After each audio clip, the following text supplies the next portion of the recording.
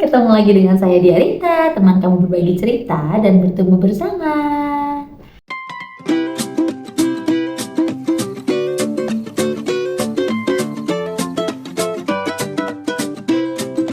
Halo, selamat sore. Karena video ini di-tag sore hari ya. Apa kabar semuanya? Kali ini aku mau bahas topik tentang Asperger. Ya, kenapa? Karena Asperger ini adalah salah satu dari kategori spektrum autism, tapi yang gejalanya atau spektrumnya paling ringan, ya, sehingga banyak yang tidak menyadarinya karena memang anak ini terlihat seperti anak-anak pada umumnya. Dan biasanya anak-anak Asperger itu adalah anak-anak dengan high function, artinya kecerdasan yang lebih tinggi dibanding anak-anak usia pada umumnya. Oke, nah apa nih yang mau kita bahas nih tentang anak-anak Asperger? Mungkin teman-teman nanti bisa share di kolom komentar ya mengenai pengalamannya, apakah pernah bertemu atau kondisi muridnya atau anaknya Asperger atau sepertinya ada indikasi Asperger. Oke, pertama, Asperger sama gangguan perkembangan seperti autism, dan gejala yang paling kelihatan pada mereka bukan kepada kesulitannya dalam hal berkomunikasi atau berperilaku, karena mereka tidak ada kendala dalam hal berbicara, mereka tidak ada kendala dalam hal berperilaku, tapi yang kelihatan bagi anak Asperger adalah kemampuan mereka untuk bersosialisasi, karena mereka canggung ya, bukan nggak bisa tapi canggung. Apa yang menyebabkan hal tersebut? Pertama, mereka mampu memiliki kecerdasan berbahasa ya, ada yang jago bahasa Inggris, ada yang jago menghafal, pokoknya mereka cerdas sebenarnya. Mereka bisa berbicara, bahkan berbicaranya tuh sangat baku, panjang, dia bisa menjelaskan panjang lebar lengkap detail gitu ya. Tapi kelihatannya agak canggung berbicara dengan orang lain karena mereka agak sulit membaca bahasa nonverbal yang ditunjukkan oleh orang yang diajak berkomunikasi. Ya, misalnya nih kita berbicara dengan mereka dengan bahasa-bahasa kiasan atau bahasa sarkasme atau ejek atau canda gitu ya, tapi bagi mereka itu semua tuh kayak baku gitu ya, kayak ada tata bahasa yang memang formal ya itu yang dipakai gitu. Jadi mereka nggak bisa menangkap sebuah candaan atau bahasa yang sindiran kayak gitu ya. Nah, kadang-kadang juga saat berkomunikasi mereka menyampaikan apa yang mereka ingin tanyakan atau mereka rasakan tanpa berpikir apakah itu akan menyakiti orang yang mendengarnya, apakah itu menyinggung. Mereka nggak peka terhadap hal itu gitu.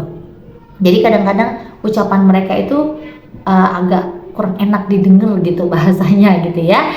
Tapi bukan berarti mereka nggak bisa ya, bisa. Dan memang ada yang banyak memiliki hipersensitif terhadap kondisi-kondisi atau situasi tertentu. Contohnya mereka tidak nyaman dengan suara yang terlalu ramai, atau ada suara tertentu lah ya yang tidak nyaman di telinga mereka. Kemudian ada yang tidak nyaman dengan panas yang terlalu silau gitu ya. Ada yang nggak suka panas-panasan gitu ya, nggak suka banget di keringetan gitu. Ada juga yang nggak suka dengan kegiatan motorik yang terlalu banyak, jadi nggak suka banyak aktivitas di luar outdoor gitu, nggak suka. Sukanya duduk dia baca atau dia melakukan sesuatu yang mereka minati itu terus-menerus dilakukan gitu ya, karena ada obsesinya juga nih. Tapi kalau mereka suka terhadap sesuatu tuh bener-bener itu bakal jadi pembicaraan terus gitu, pengen dibahas terus. Mungkin pernah nonton ya film Korea yang Wonwoo ya, yang suka sama paus itu ya. Nah itu Asperger. Jadi memang dia ada ketertarikan pada suatu objek dan itu terus-terusan gitu, dan itu akan menjadi topik yang akan mereka bahas sepanjang hari kepada semua orang, bahkan kadang-kadang nggak terkendali gitu ya, tapi itu excitednya mereka gitu ya. Lalu apalagi ya, kalau untuk pelajaran gak ada masalah, dan kalau untuk perilaku mungkin ada sedikit-sedikit seperti gerakan-gerakan repetitif yang akan mereka tunjukkan ya, tapi itu tidak terlalu mengganggu dalam kegiatan sehari-hari sih, karena kan mereka bisa melakukan apapun seperti biasa ya. Tapi yang perlu diperhatikan adalah anak-anak dengan Asperger ini memiliki kesulitan untuk menerima perubahan. Jadi mereka mudah cemas, terutama untuk situasi yang tidak sesuai dengan schedule. Nah itu agak mengganggu kenyamanannya dan akan membuat mereka tidak tenang, tidak senang dan tidak nyaman gitu, dan gelisah. Dan itu Asperger itu adalah sebuah spektrum yang akan menetap dari kecil sampai dewasa. Bahkan ketika mereka jadi orang tua itu akan tetap ada gitu ya. Artinya kita perlu mengetahui kondisi agar kita juga mampu menciptakan situasi atau kondisi yang memudahkan mereka untuk beradaptasi gitu ya. Kita nggak perlu terlalu banyak memberikan terapi-terapi karena memang mereka akan mampu menyesuaikan diri pada proses berjalannya waktu. Tapi yang perlu kita berikan adalah pemahaman ya, karena kan anak-anak dengan sindrom Asperger ini kalau mereka kita jelaskan kondisinya, kamu tuh seperti ini, maka mereka akan belajar mengenali diri sendiri. Nanti ketika tambah usia, mereka akan menjelaskan ke orang lain juga tentang kondisinya mereka, sehingga mereka mudah untuk lebih berkomunikasi dengan orang-orang di sekitarnya. Oke, mudah-mudahan ini cukup membantu. Dan kira-kira pengalaman apa yang pernah teman-teman hadapi di lapangan terkait dengan anak Asperger, mungkin boleh sharing ya di kolom komentar.